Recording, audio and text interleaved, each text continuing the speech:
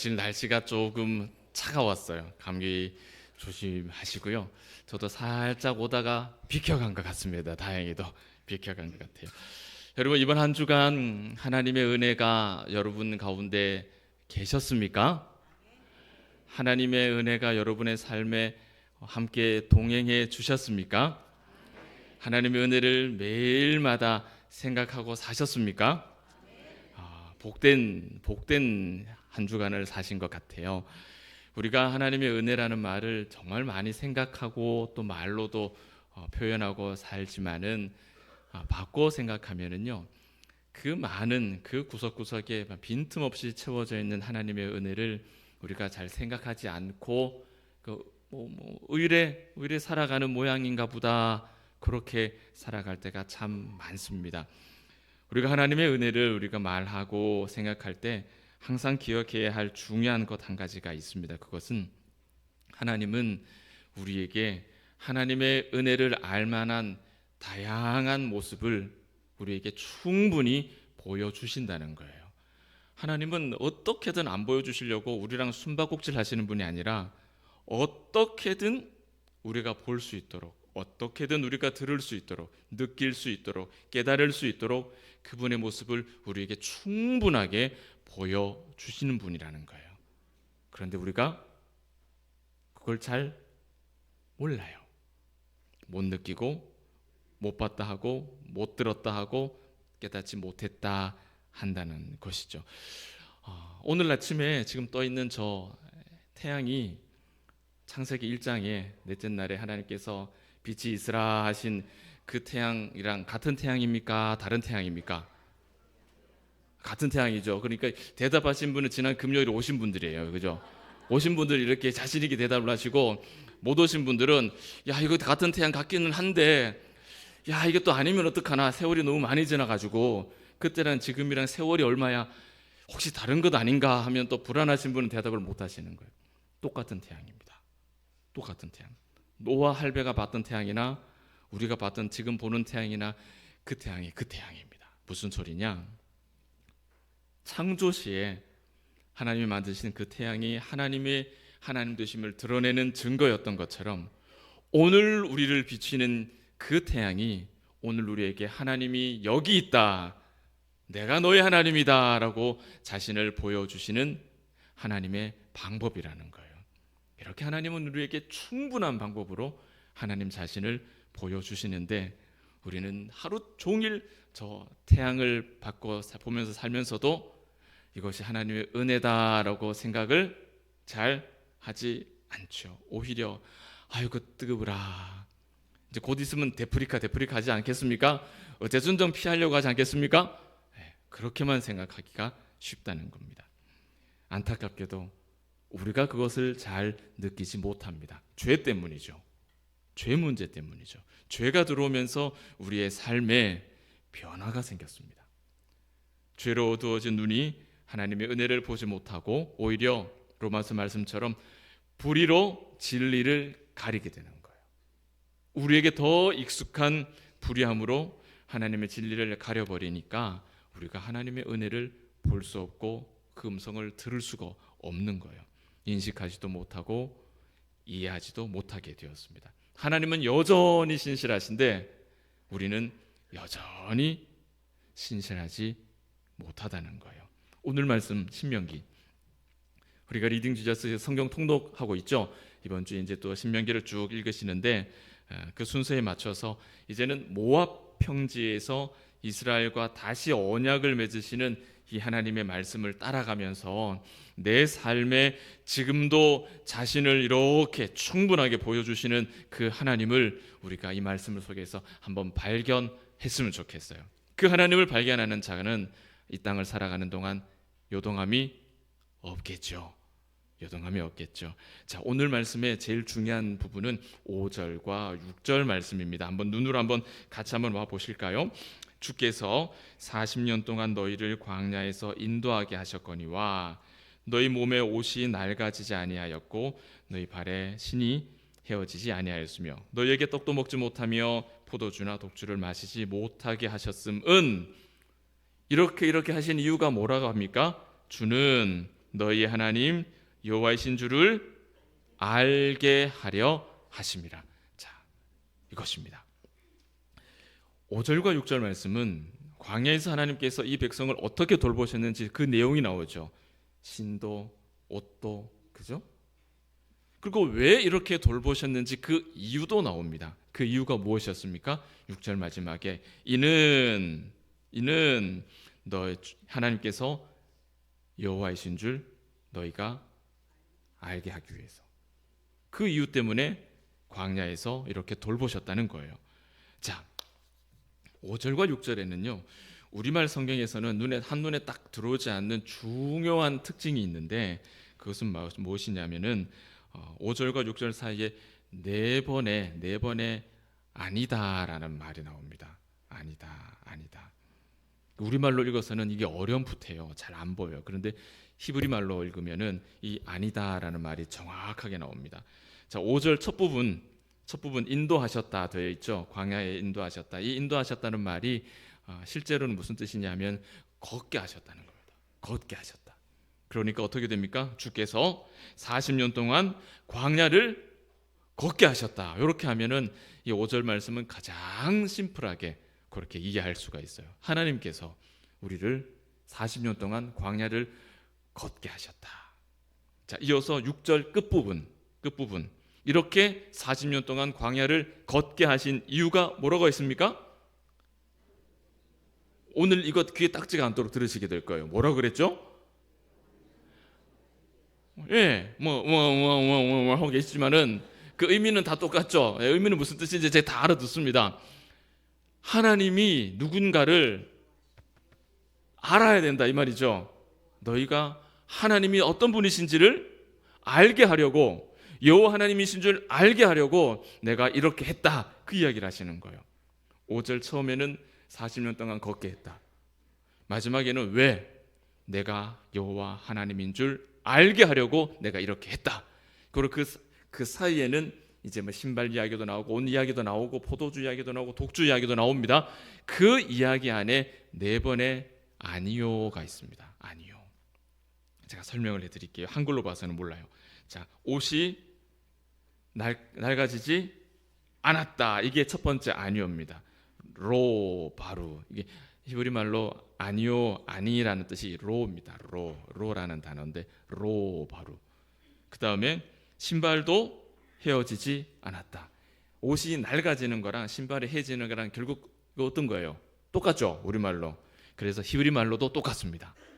그래서 표현만 달리해서 발레타라고 되어 있습니다.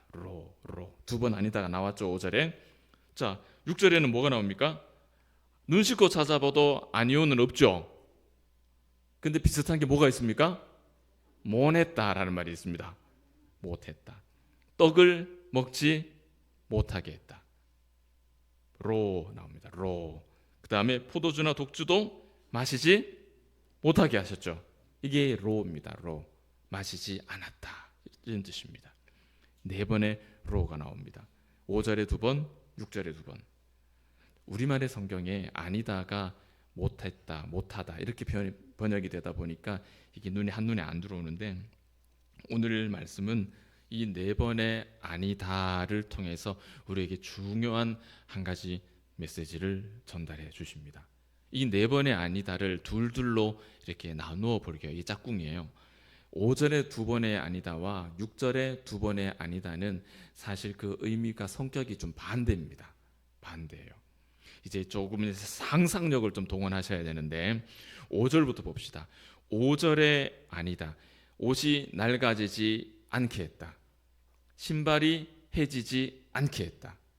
두 번의 이 아니다.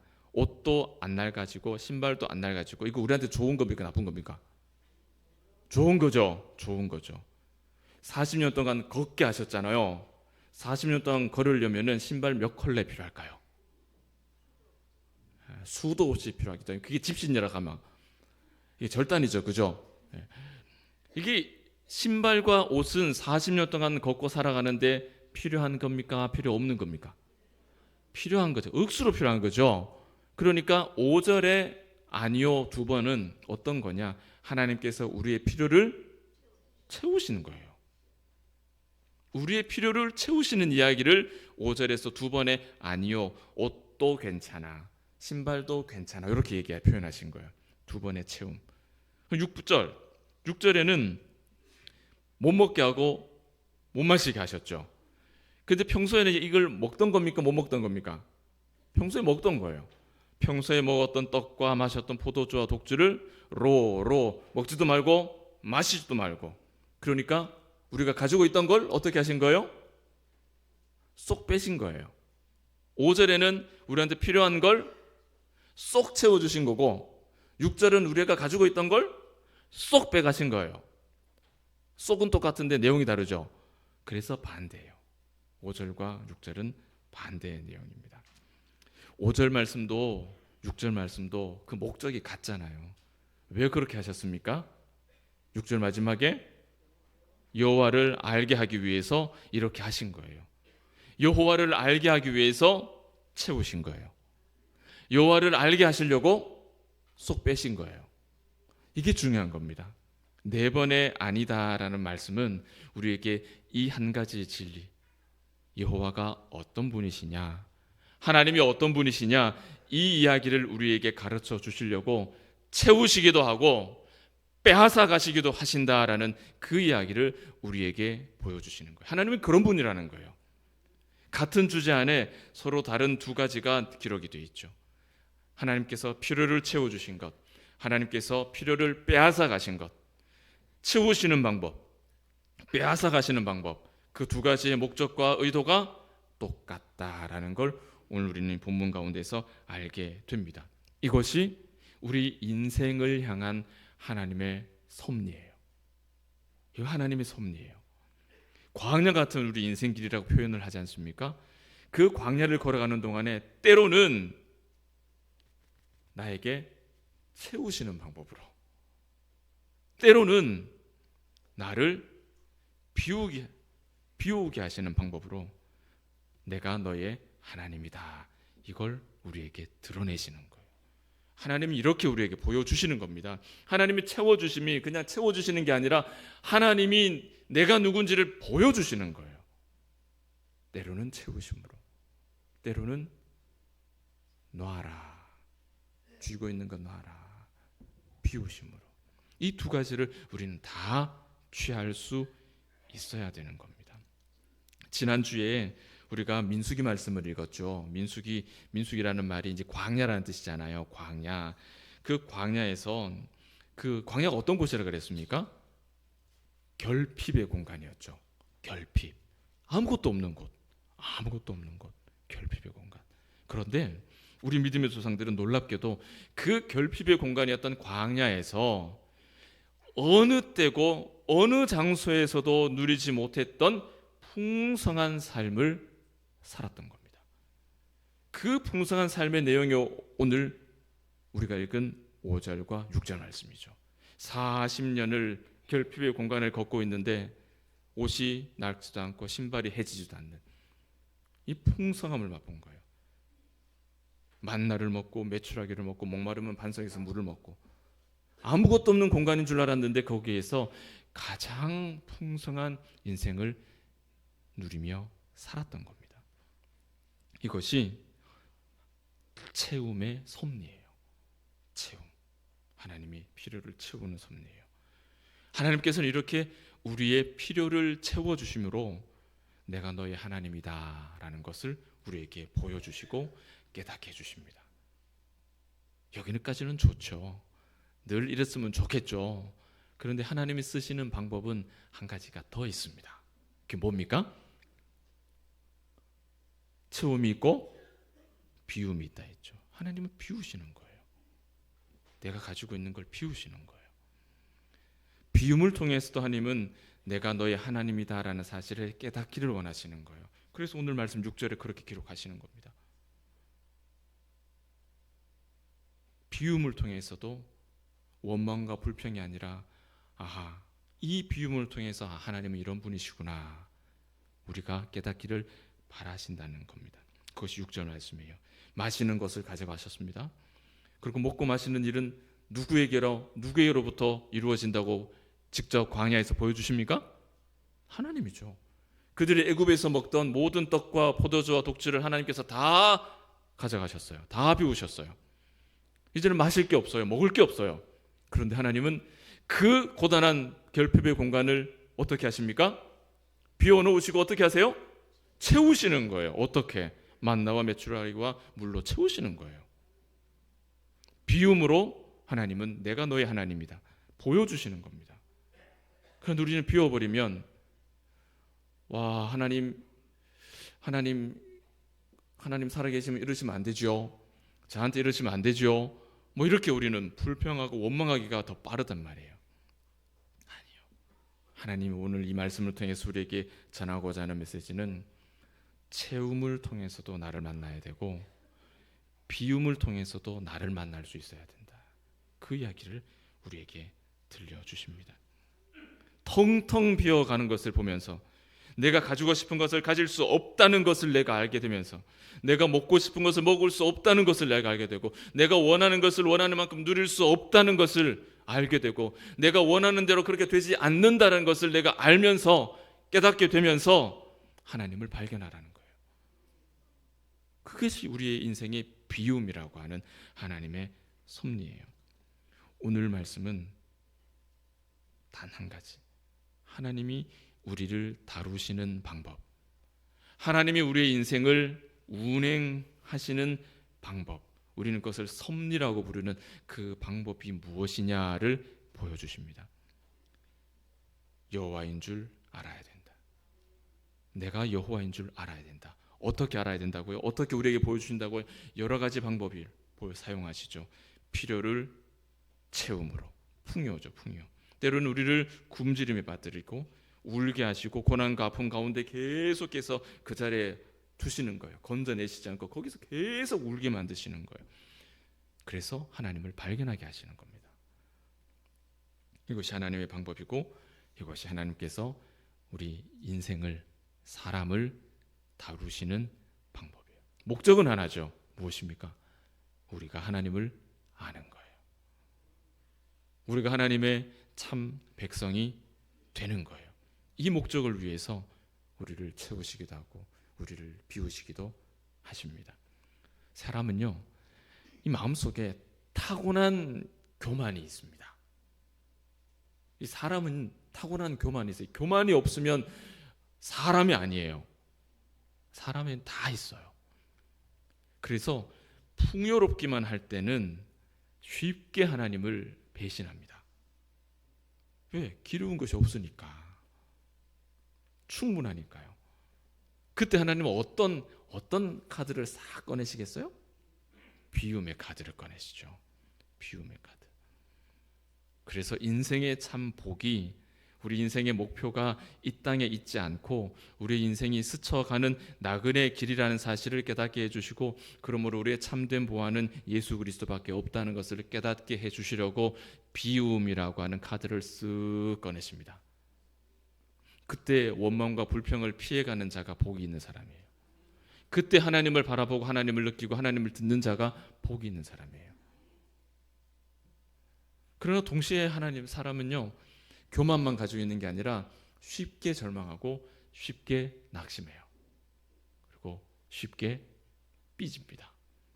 남녀노소를 막론하고 사람은 마음이 쉽게 토라집니다. 그렇게 되면요, 계속 이렇게 나쁜 일만, 어려운 일만 반복되면 그 마음 때문에 하나님께 쉽게 원망하고 불평하게 돼요. 그렇지 않습니까, 여러분? 그럴 때 하나님은 어떤 방법을 쓰실까요? 또 하나를 꺼내십니다. 이쪽 주머니에서 샥 꺼내시는데 뭡니까? 채움이라고 하는 방법을 꺼내십니다. 왜? 계속 이렇게 놔두면 폐인되니까. 놔두면 안 되거든요.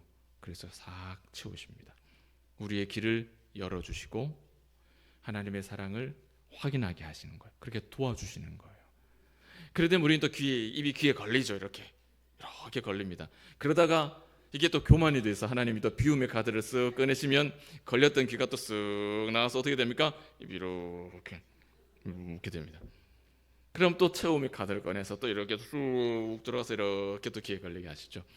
이게 인생이에요. 하나님은 이런 방법을 통해 우리 사람을 운행하십니다. 하나님 우리를 너무 잘 아세요.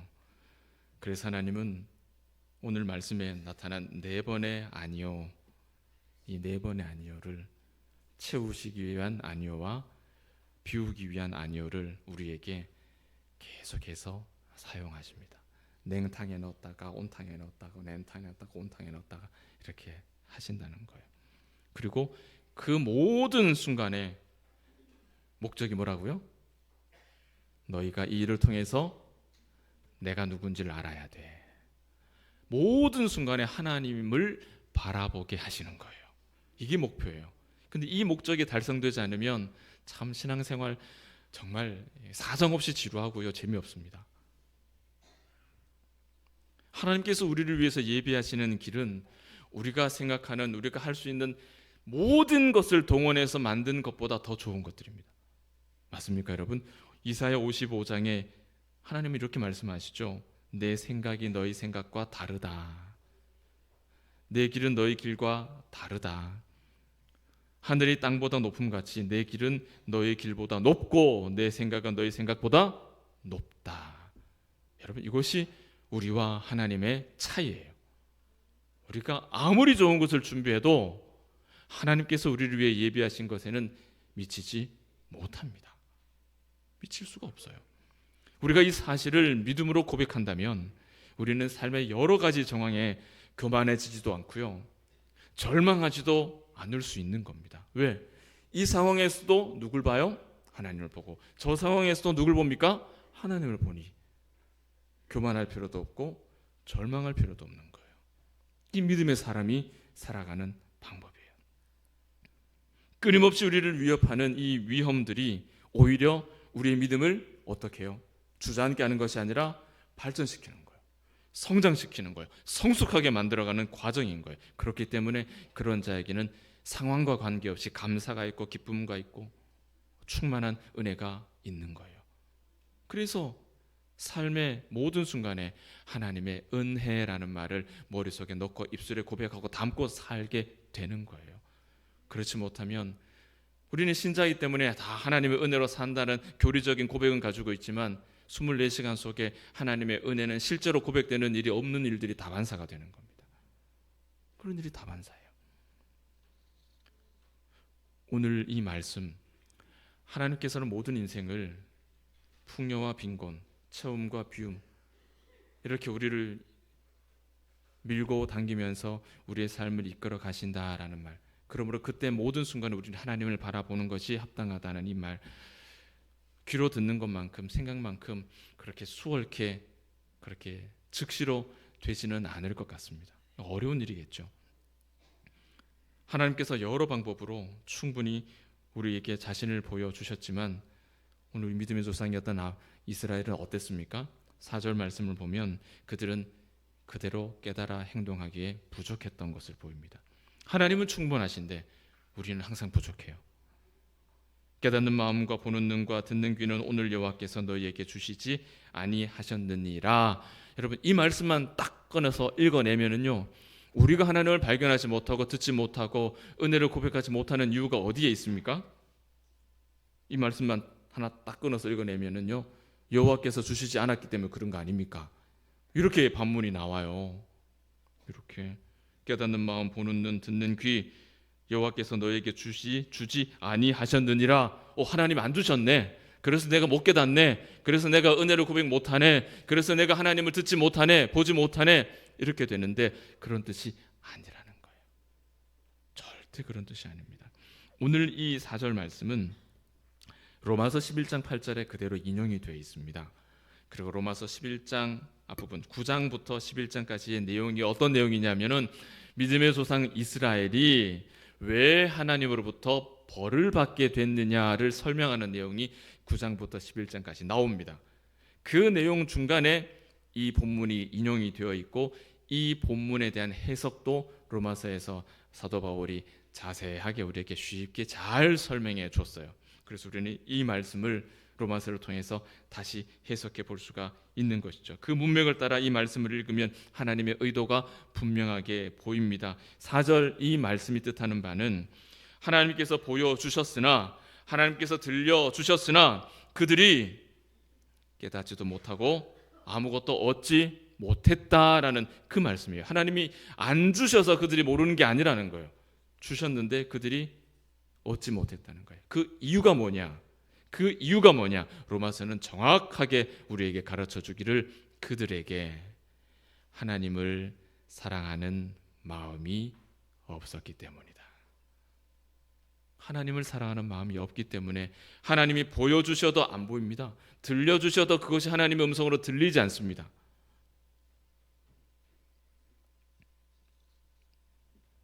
그 하나님에 대한 사랑이 없기 때문에 하나님께서 내게 베푸신 그 구원의 은혜가 마음속에 감동이 되겠습니까? 안 되겠습니까? 안 되는 거예요.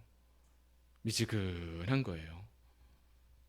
무감각해지는 거예요. 그 구원의 은혜에 대해서도 무감각해지는 거예요. 여러분, 하나님은 풍부하게 하심과 빈곤하게 하심으로, 채우심과 비우심으로 끊임없이 우리에게 하나님의 모습을 보여주십니다. 말씀으로 들려주십니다. 그런데 그 가운데 하나님을 사랑하는 마음을 가진 자는 풍요를 통해서도 빈곤을 통해서도 채움과 비움, 이 양면을 다 가지고도 유익을 얻고 힘을 얻고 하나님에 대한 바른 지식을 얻게 되고 그 하나님을 만나고 음성을 듣고 하나님 앞에 나아가서 신실한 청지기로 살아가는 인생을 산다는 거예요. 하나님을 사랑하는 마음을 가진 자는 풍요를 통해서만 하나님을 보는 게 아니라 빈곤함을 통해서도 하나님을 만난다는 겁니다. 그 빈함을 통해서도 하나님을 얻고 힘을 받고 충만함을 받는다는 거예요. 반대로 하나님을 사랑하는 마음이 없는 자는, 그래서 내가 구원받았음에도 불구하고 그 구원이 아무 감격이 되지 않는 자는 풍요롭게 해주셔도 몰라요. 텅텅 비게 하셔도 몰라요. 알 수가 없어요. 그것이 하나님으로부터 오는 것이라는 생각이 없어요. 왜? 감각이 없으니까. 인생 살다 보니 이런 일도 겪고 저런 일도 겪는 것이지, 이렇게 표현하게, 그냥 퉁치고 가버릴 뿐입니다. 평생. 그러니 여러분, 얼마나 그 신앙생활이 불행합니까, 여러분? 평생을 신앙생활을 해도 하나님을 느끼지 못하고 깨닫지 못하고 바라보지 못하고 그것이 하나님으로부터 오는 것인 줄 내가 알지 못하는 무감각하게 살아가니 그 신앙생활이 얼마나 불행한 신앙생활입니까? 오늘 신명기의 모세도 로마서를 기록한 바울도 우리에게 똑같은 교훈을 남기죠. 믿는 자는, 신자는 풍부에 처해도 비천에 처해도, 하나님이 채우시는 방법을 사용해도 하나님이 비우시는 방법을 사용해도 양편에서 모두 은혜를 발견하는 거예요. 하나님이 사랑하지 않는 이들은 어느 쪽에서도 아무것도 얻지를 못합니다. 사랑하는 여러분, 여러분은 어느 편에 계십니까? 세 가지 정도 구분할 수 있을 것 같아요. 풍요롭게 하셔도, 빈하게 하셔도 하나님에 대한 감각이 전혀 없는 자리, 이것이 하나님으로부터 오는 것인 줄 전혀 모르는 자리. 또 하나는 풍요로운 것은 하나님의 은혜, 비어가는 것은 아이고 와이카노 이렇게 되는 자리. 또 하나는 풍요도 하나님의 은혜요, 빈한 것도 하나님의 은혜라. 우리는 성경이 가르쳐 주시는 착하고 충성된 청지기의 자리. 여러분은 어느 자리에 계십니까? 더 쉬운 질문 드릴게요. 여러분 어느 자리에 계셔야 됩니까? 이게 쉽죠? 그 자리에 계셔야 돼요. 그 자리에 계셔야 돼요. 엉뚱한 자리에 발 한쪽이라도 슬그머니 놓고 계시면은 얼른 빼십시오. 얼른 빼셔야 돼요.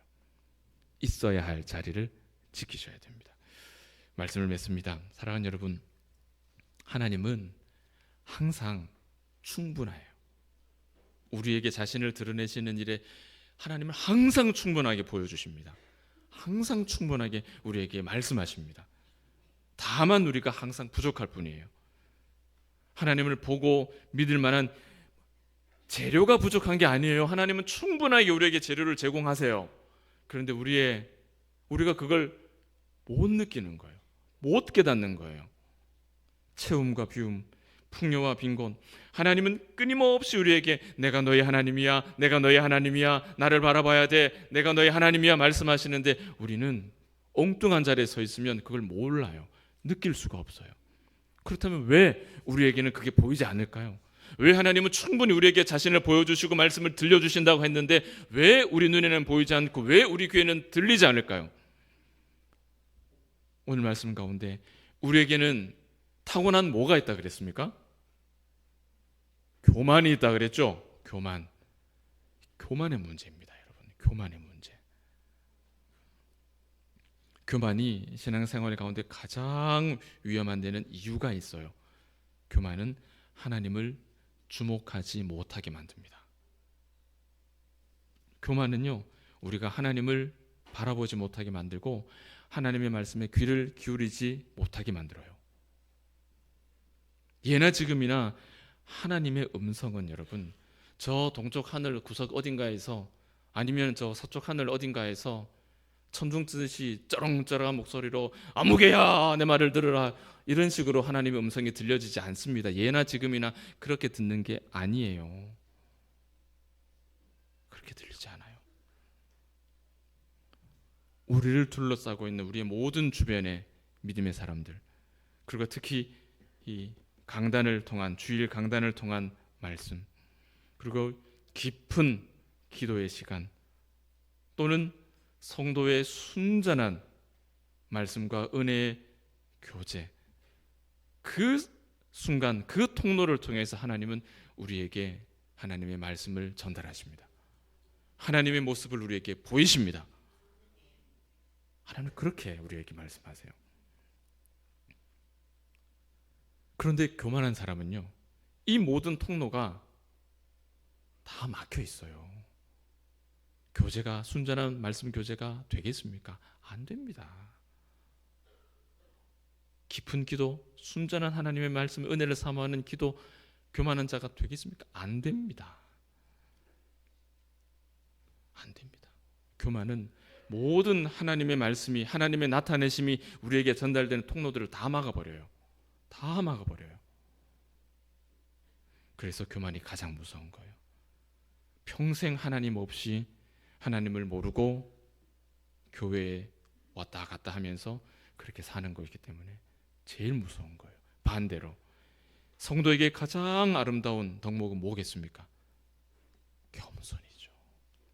교만의 대척점에 있는 겸손이에요. 성경은 말씀합니다. 겸손한 자, 마음이 부드러운 자, 온유함이라고도 표현하죠. 온유한 자. 그들에게 성경은 말합니다. 귀 있는 자는 성령이 교회들에게 하시는 말씀을 들을지어다. 이 귀 있는 자가 누구냐? 교만한 자는 귀가 없는 거예요. 못 듣는 거예요. 귀 있는 자, 겸손한 자가 성령이 우리에게 하시는 말씀을 듣는 거예요. 하나님은 충분하시다니까요. 하나님은 충분히 우리에게 보여주시고 하나님은 충분히 우리에게 말씀하십니다. 무엇이 문제입니까? 우리 안에 있는 교만이 문제예요. 통로를 다 막아버린 동맥경화처럼 다 막아버린 그 교만이 문제예요. 이 교만의 통로를 여러분 다 뚫으셔야 됩니다. 다 뚫으셔야 돼요. 그래 하나님을 볼 수 있고 하나님을 만날 수 있고 하나님을 느낄 수 있고 그 은혜를 먹고 살아갈 수가 있습니다. 사랑하는 봉도의 가족 여러분, 하나님은 충분하시다 믿으십니까?